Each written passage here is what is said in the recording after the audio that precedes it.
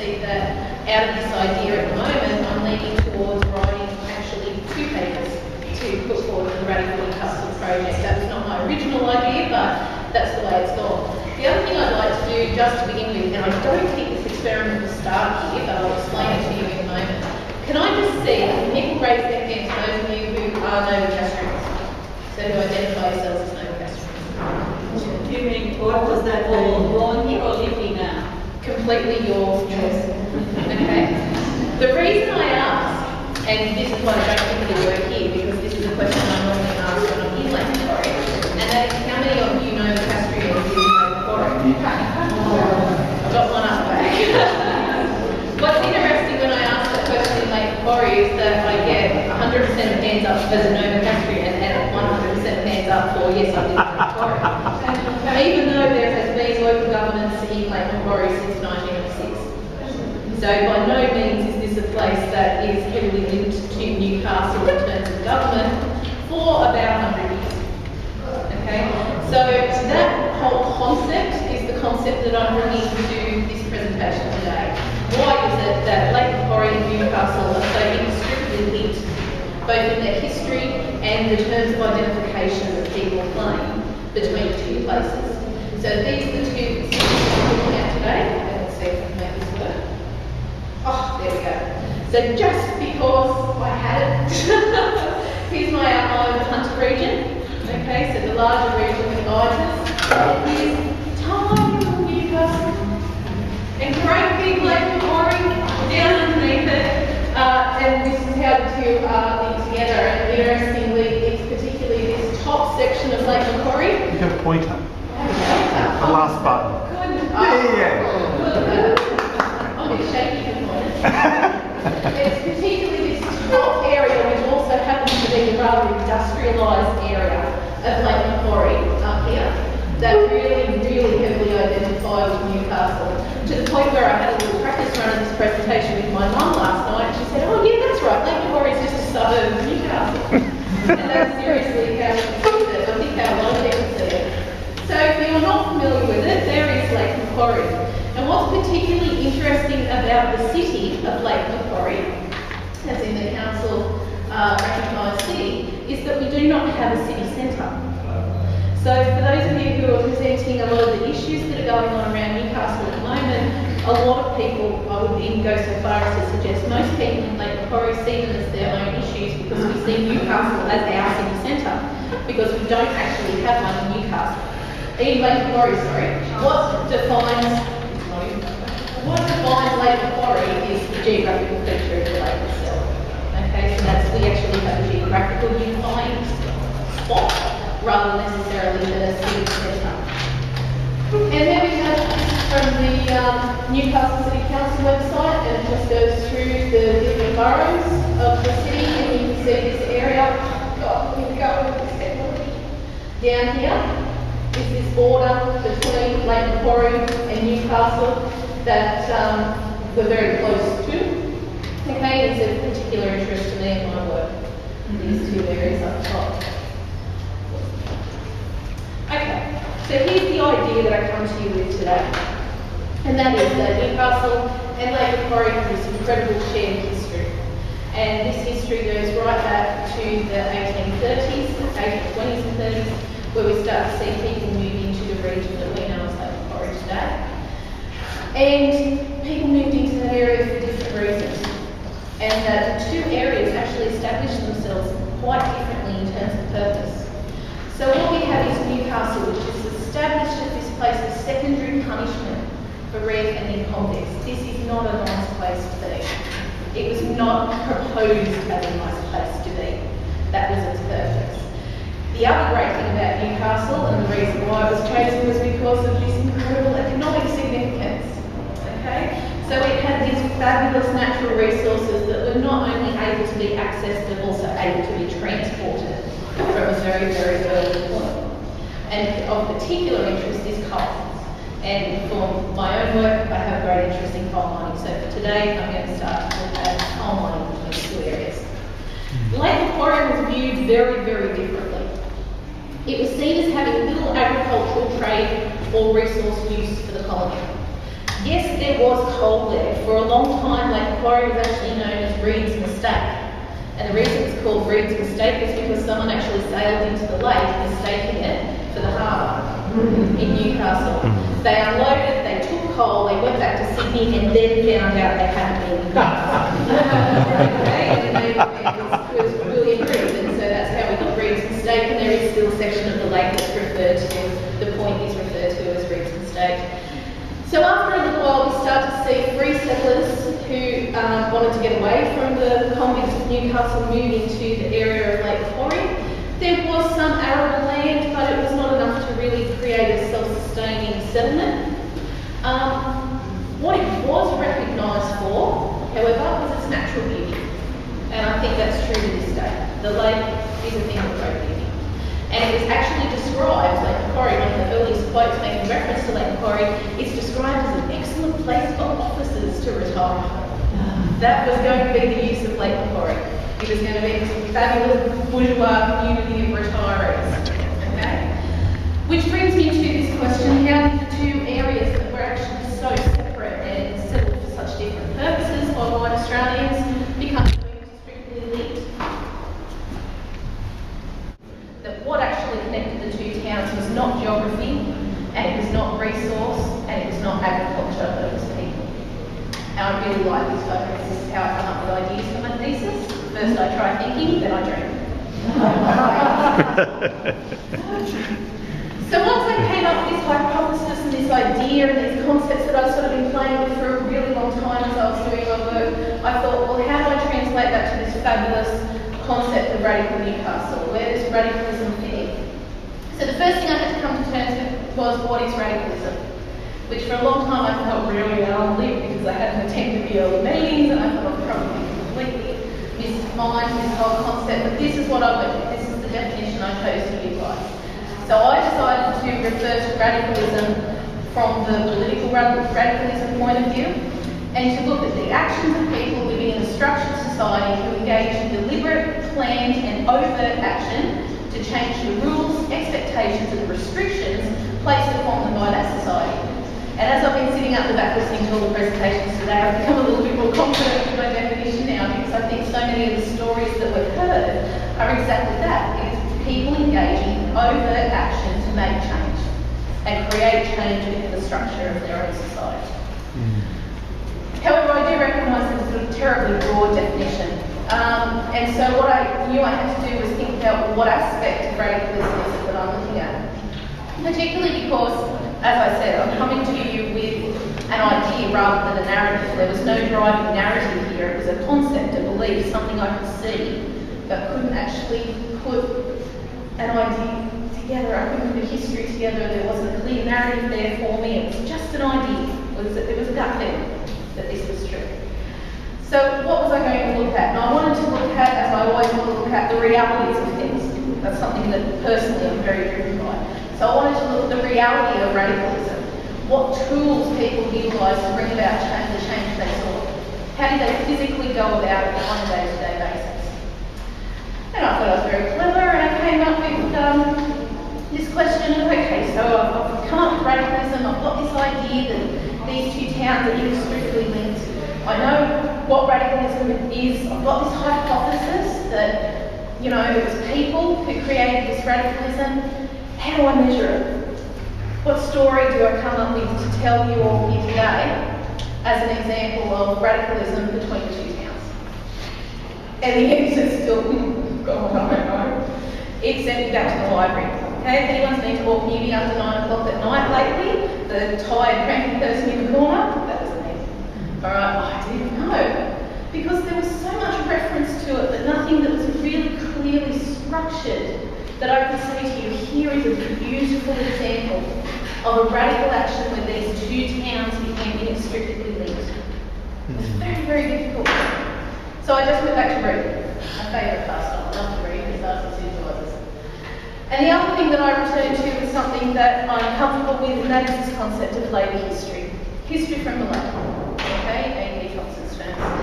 And there's two, and I'm happy to be blown down for this definition, but as I said, there are two general arms of labour history. And that is There is the traditional institutionalised labour history that would have us seek radicalism by analysing the political groups established by those seeking change. In particular, a very, very popular one is unions. Have a look at unions, have a look at political parties. Try and find these groups of people that have names. You can identify them and look at what they were doing and how that brought about change. And that's a very, very popular way of doing labour history, and it's a very, very popular way of analysing historical narrative. But there's another aspect to labour history which is more social, and it's something that I'm quite drawn to. And this idea that social labour history would have us seek radicalism by looking at the concepts that were important to the working classes and the ways and times in which they defended them.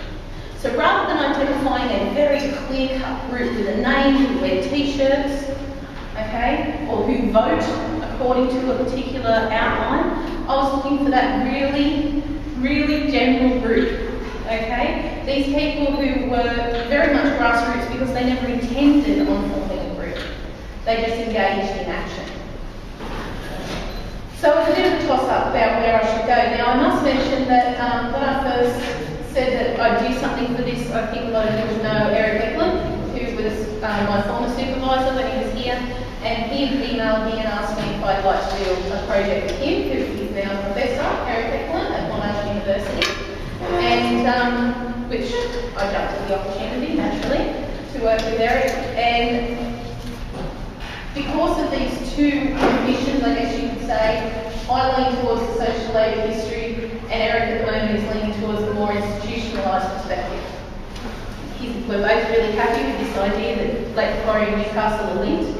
We're both happy with this idea of, or this really general definition of radicalism that I'm using. And we're both kind of happy with this idea that there are many examples of these two towns coming together. But which one to use became the issue.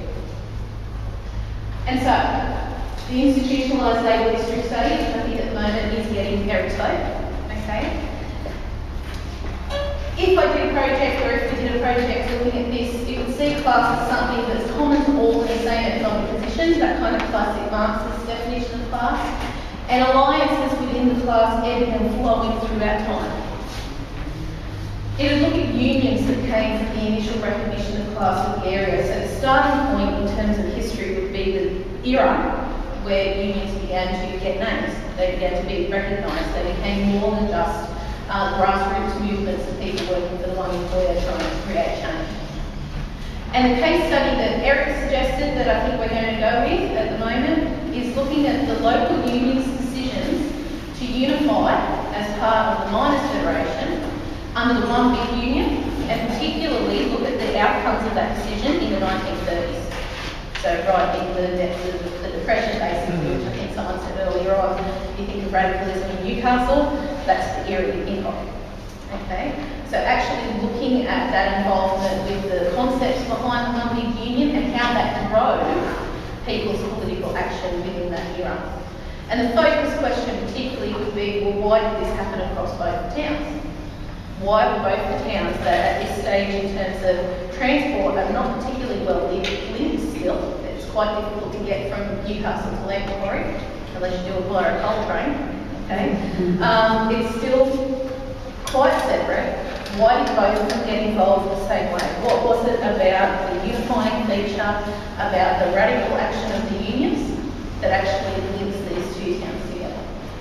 Now, to conduct this one, I must admit my understanding of the one big union is very basic at this point. I've never gone into great depth of study into that particular union. So I have a general overview understanding of that particular history, but then, definitely one where I'll have to give course. The other concept that I came up with was this one. This one's my favourite. And this one is the social labour history study. And what I'd like to do is look at the foundations of society in two areas in the colonial period and the differences between them. Now, I would go so far as to suggest that the social structure that was established in Newcastle when it was a penal settlement could actually be defined as feudalism. Sorry, again, define that? Feudalism. Yeah.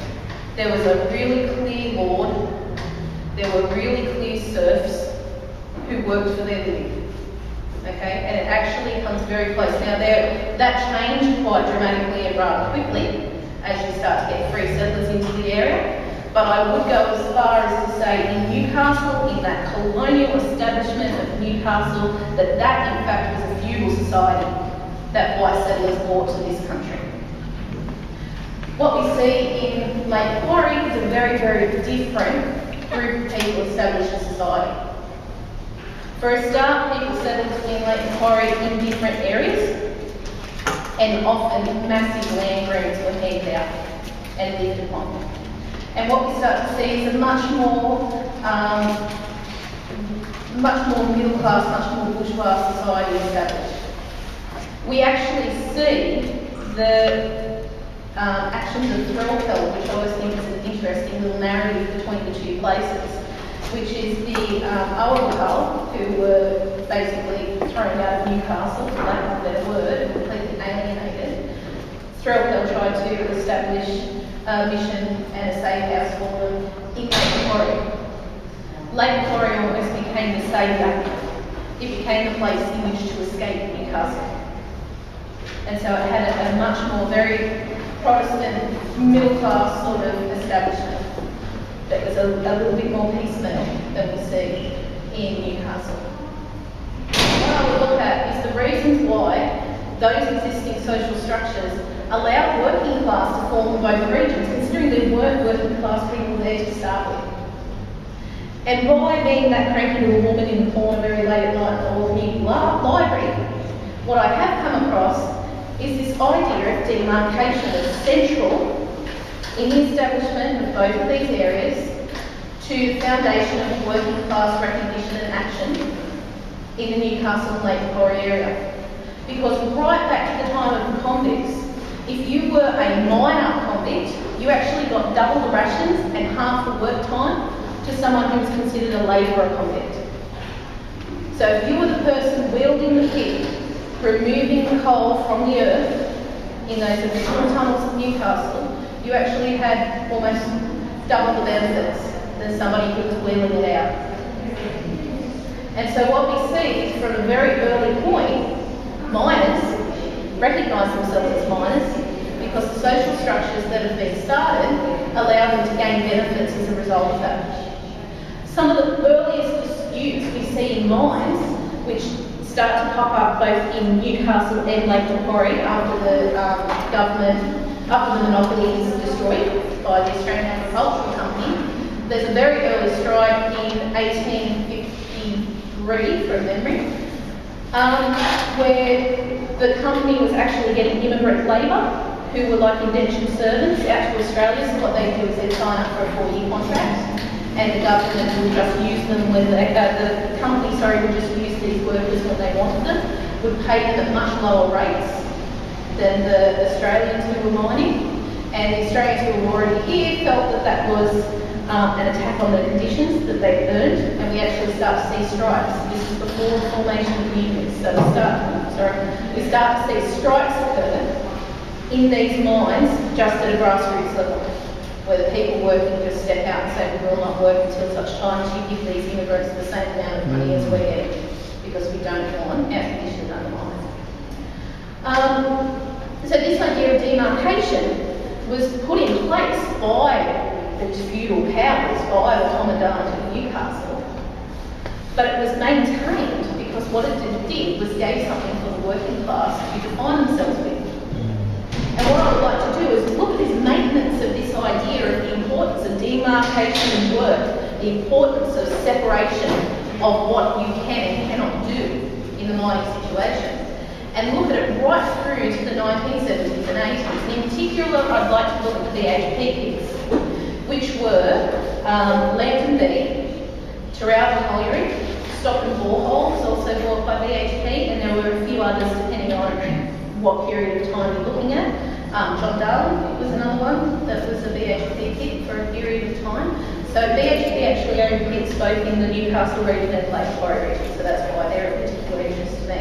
And there are a mass, and to do this I have to go to the old newspapers, but there are a mass of resources available, but always very sketchy, about strikes that are occurring for all miners within BHP pits. So the Newcastle miners and the Lake Macquarie miners were all going out on strike for the same reason, and that reason, the majority of the time, was demarcation. Keeping their jobs separate from the other people who worked in mines. Not letting a deputy mine. Not letting a leco mine. Yeah? Not letting the other trades who are in the pits mine, because it could undermine their position and the gains that they made.